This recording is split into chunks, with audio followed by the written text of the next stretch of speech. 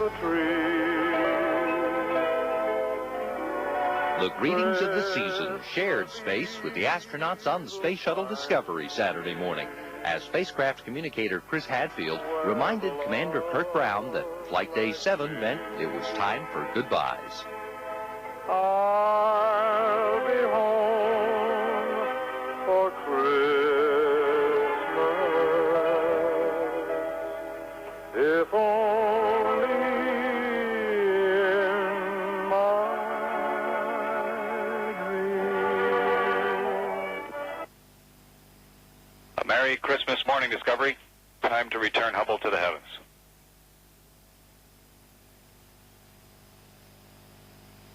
Good morning, Houston, and Merry Christmas to all of y'all down there. And Hubble will be home for Christmas, because today we're going to set her free. But before they were able to get involved with that task, Brown received a call from NASA Administrator Dan Golden, who commended the astronauts on a successful job of readying the Hubble Space Telescope for a return to its mission. You know, it's wonderful that here we are at this time of joy and renewal for people all over the planet, and the entire NASA team, contractors, civil servants, astronauts, have restored the Hubble to health and renewed it to open up the universe for everyone on the planet.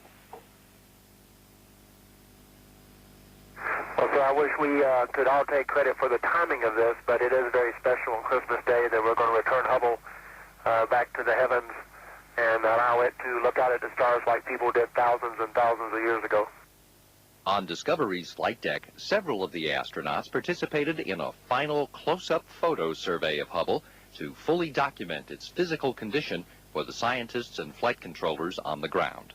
Once the satellite's solar arrays had been moved into the proper alignment, mission specialist Jean-Francois Clairvoy once again activated the shuttle's robotic arm and slowly advanced the end effector over Hubble's grapple pin, then activated the snares to ensure the arm had a firm grip on its 12-ton payload. After coordinating with Hubble's flight controllers to ensure that the telescope's systems were ready, the umbilicals connecting Hubble to Discovery were released, and Clairvoy used the arm to gently raise the telescope from its perch on the flight support system.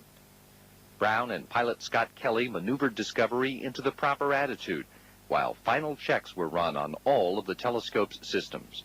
Later, the door over Hubble's viewing aperture was commanded open, and spacecraft communicator Steve Robinson informed Brown that the flight control team in Houston was all set to proceed. Discovery, we've filled the room. You have a go for the release of the Hubble Space Telescope. Copy. Discovery has a go for release of Hubble. Saturday evening, with all systems on orbit and on the ground ready to go, as they flew some 370 miles above the Coral Sea, northeast of Australia, Clairvoy released the robot arm's grip on Hubble and slowly backed it away from the satellite. A few seconds later, with the 50-foot-long arm clear of the telescope, Brown fired the orbiter's thrusters to nudge Discovery away from Hubble. And Discovery, congratulations for an excellent deploy. Thanks for the great Christmas present. It's just what we wanted. Only minutes later, Hubble's flight controllers reported that the telescope's attitude control system had moved it to point toward the sun, a confirmation that all of its newly rehabilitated systems were operating properly. As Hubble slowly receded from Discovery to resume its exploration of the universe, Robinson relayed the news to the astronauts. Discovery Houston, the Hubble payload team reports that the Hubble Space Telescope is in normal mode with gyro control. With Hubble back on its own and only a few hours of Christmas Day remaining, the multinational crew of Discovery asked Mission Control for a few minutes to send their personal holiday greetings, beginning with a message from Brown on behalf of all 7 men. Christmas is a time of joy, faith, and hope, a time of memory and for families. We send our families and friends our warmest greetings and promise that we will soon be home with you. We also want to extend our greetings and best wishes to all men and women, girls and boys around this earth that seems so much smaller from our vantage point. Yet small as it is in this vast universe, it is the home of all humankind.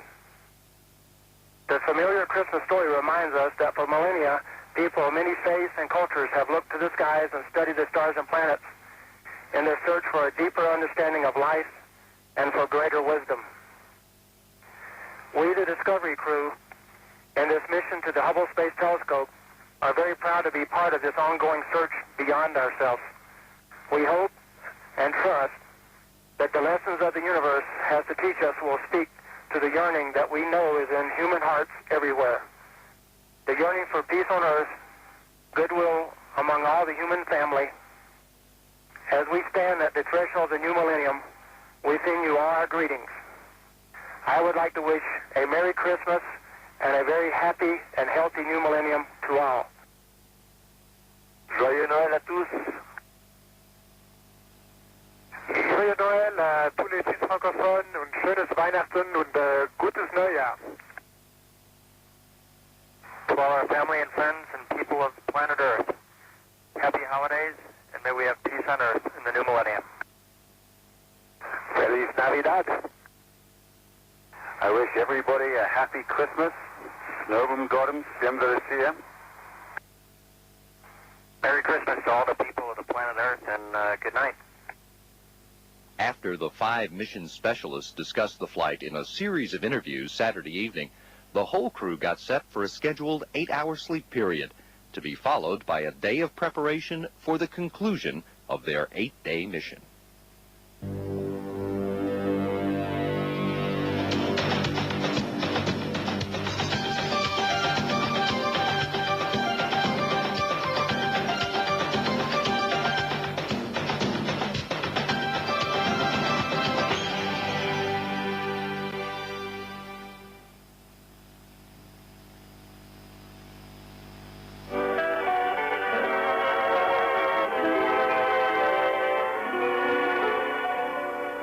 I'll be home for Christmas.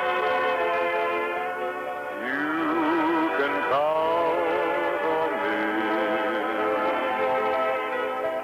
Please have snow and mistletoe and presents on the tree. Christmas Eve will find me where the love light gleams. I'll be home for Christmas, if only in my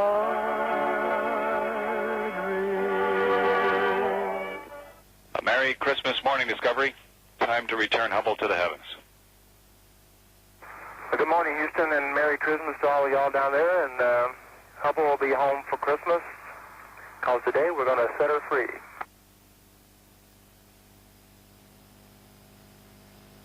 Here, Houston, we are on board with good video. Discovery copies.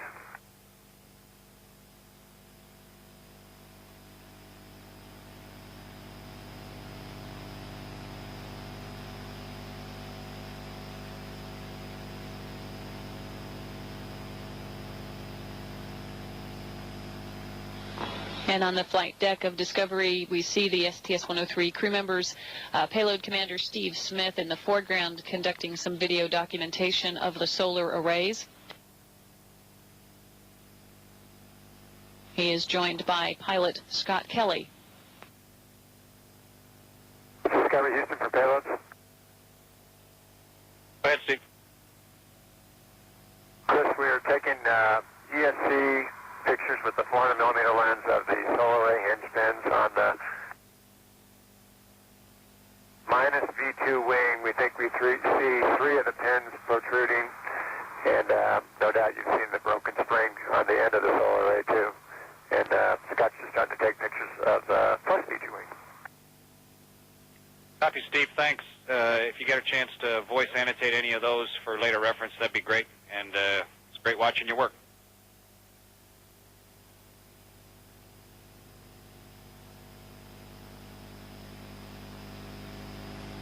And now also in this view, European Space Agency astronaut Claude Nicollier. Both Smith and Nicollier conducted spacewalks over the course of the last 3 days.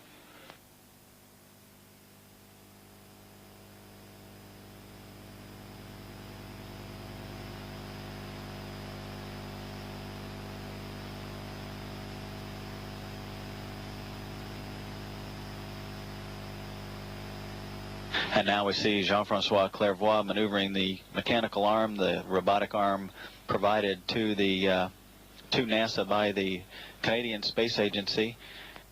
And he'll be using that arm to momentarily grapple the telescope using the end effector, capturing the grapple fixture, which is basically a pin that is captured with snares inside that end effector.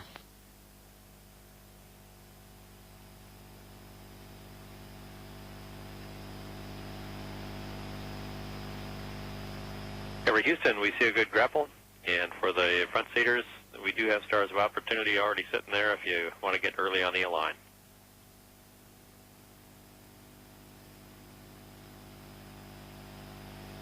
Houston, we copy that. B stars number 37 and 16, and we'll put that in work.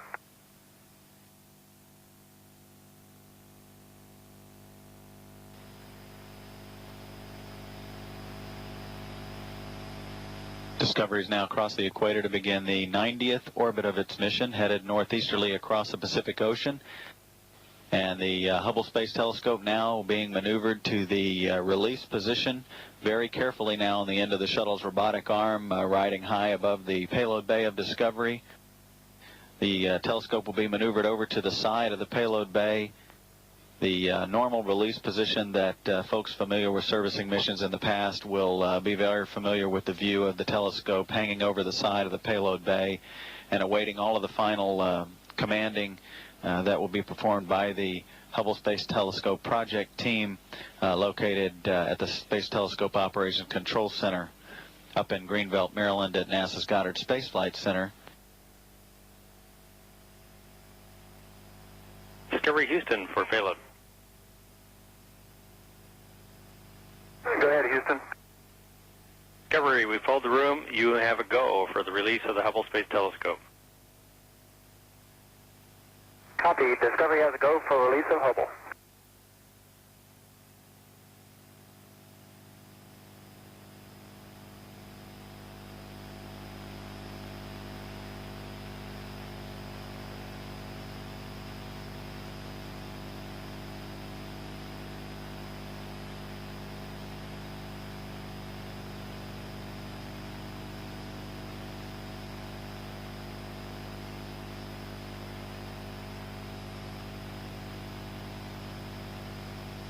And as we can see, the Hubble Space Telescope, Christmas present to the world, now refurbished after 3 spacewalks, 24.5 hours of service on the telescope, now being returned to space to conduct the scientific investigations for which it was designed.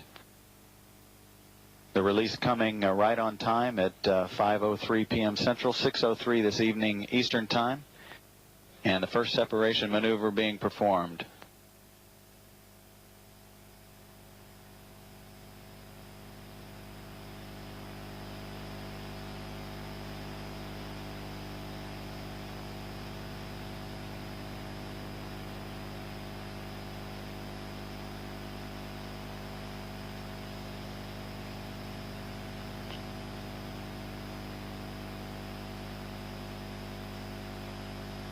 And Discovery and its 7 astronauts now saying goodbye to the Hubble Space Telescope, which has resided in the payload bay for the last 5 days.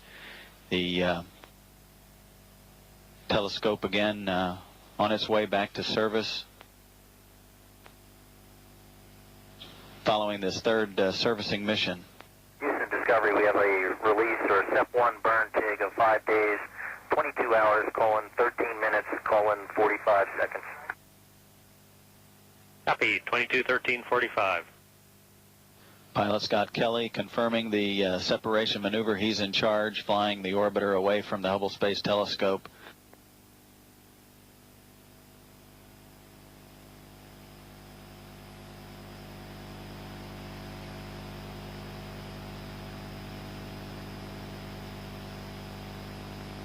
And Discovery, congratulations for an excellent deploy. Thanks for the great Christmas present. It's just what we wanted.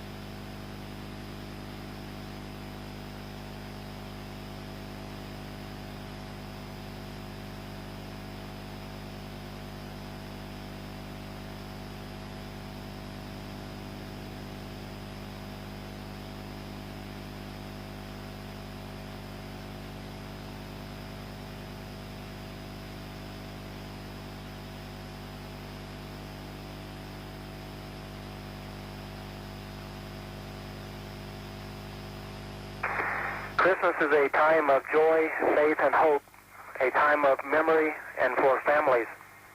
We send our families and friends our warmest greetings and promise that we will soon be home with you. We also want to extend our greetings and best wishes to all men and women, girls and boys around this earth that seems so much smaller from our vantage point. Yet smaller as it is in this vast universe, it is the home of all humankind. The familiar Christmas story reminds us that for millennia, people of many faiths and cultures have looked to the skies and studied the stars and planets in their search for a deeper understanding of life and for greater wisdom. We, the Discovery crew, in this mission to the Hubble Space Telescope, are very proud to be part of this ongoing search beyond ourselves. We hope and trust that the lessons of the universe has to teach us will speak to the yearning that we know is in human hearts everywhere. The yearning for peace on earth, goodwill among all the human family. As we stand at the threshold of the new millennium, we send you all our greetings. I would like to wish a Merry Christmas and a very happy and healthy new millennium to all. And stand by. Joyeux Noël à tous. Joyeux Noël à tous les fils francophones und schönes Weihnachten und gutes Neujahr. To all our family and friends and people of planet Earth, happy holidays, and may we have peace on Earth in the new millennium. Feliz Navidad. I wish everybody a happy Christmas. Novum Gaudium, Siem Velacia. Merry Christmas to all the people of the planet Earth, and good night. And Houston, thank you for letting us take the time out to celebrate this special day.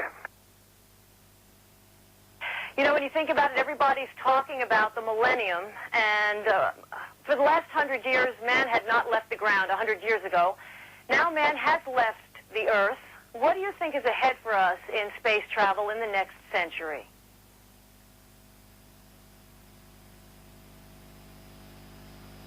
Well, it really is truly remarkable that 100 years ago, our grandfathers, would cross oceans on ships. They would think that flying was something that might be crazy. A few people dared to try, and flight in our lifetime has become absolutely routine in aircraft. And now here we are on the remarkable space shuttle, and although no shuttle flight is routine, NASA is ensuring that flight in space is safe. And I think we're just seeing the very beginnings. There's no question that the next 30 years will show us things that we couldn't have even imagined 10 years ago, and that now, we're thinking might be possible 30 years from now will be routine. I'm sure that we'll see space tourism. I'm sure that we're going to see people again going to the moon, and hopefully in our lifetimes we'll have people spending large amounts of time on Mars. And I think in the next 100 years we'll see more work starting to look out further towards the stars. We'll probably have looked at planets nearby, orbiting stars nearby, and found out that in fact that maybe they have continents and oceans and atmospheres. So we'll start looking towards even more distant horizons. Great things ahead for our children. NASA has been criticized for problems with its unmanned programs. Do you feel it's time for manned missions to start exploring again? This is Mike Fall. I think the answer to that is they have to work together. Obviously, all of the things that keep us alive and let us work and do such a wonderful job as service this telescope, Hubble, involves technology, and it involves automatic machinery and machinery operated by human beings, designed by human beings, and maintained by them. And in fact, the Hubble mission is a very good example of how you have basically a robot, which is the Hubble Space Telescope, doing tremendous work on its own, but occasionally it needs some really loving care, and that's what we've just given it in terms of refurbishment and repair. Human missions are the most exciting things for all of us, of course, human beings. It stirs our imagination. It makes us dream of great things, of how the human race can go out from the Earth through the solar system and beyond. But before we do that, we have to take some precursor steps, and we do that with robotic spacecraft. So I think actually NASA has a very well-balanced program of both unmanned and piloted vehicles. And I think we should continue that into the next century, and in fact we'll be doing it with partner nations, starting with the International Space Station.